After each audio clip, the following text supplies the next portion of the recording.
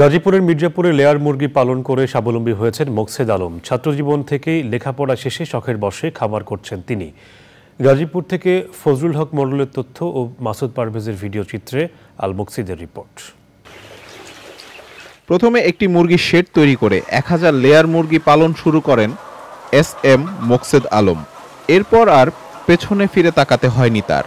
বর্তমানে তার 4টি মুরগির শেড এবং ছোট বড় মিলিয়ে প্রায় 12,000 মুরগি রয়েছে তার খামারে। সবগুলো প্রোডাকশনে নাই, ইলেকট্রিসিটি থাকেই না। এছাড়া ইলেকট্রিসিটিটা যখন চলে যায় তখনই কিন্তু এই প্রবলেমটা বেশি সৃষ্টি হয়। আর 10-12 মুরগি প্রোডাকশনে আছে।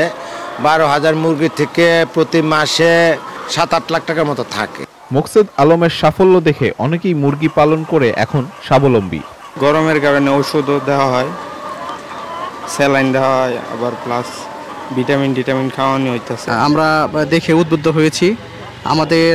আমারও ইচ্ছা আছে ওনার মতো একটা বড় ধরনের মুরগির খামার তৈরি করা। এলাকার এই পোলট্রির খামারের মাধ্যমে আমরা এলাকার বেকার যুবকরা স্বাবলম্বী হতে পারছি এবং আমাদের আলহামদুলিল্লাহ একটা ভালো একটা কর্মসংস্থানের ব্যবস্থা হয়েছে।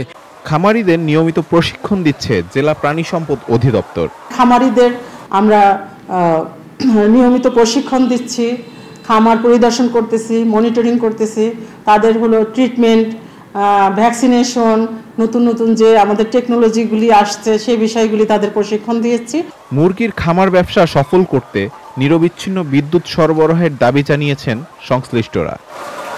আল মুকসিদ, চ্যানেল আই।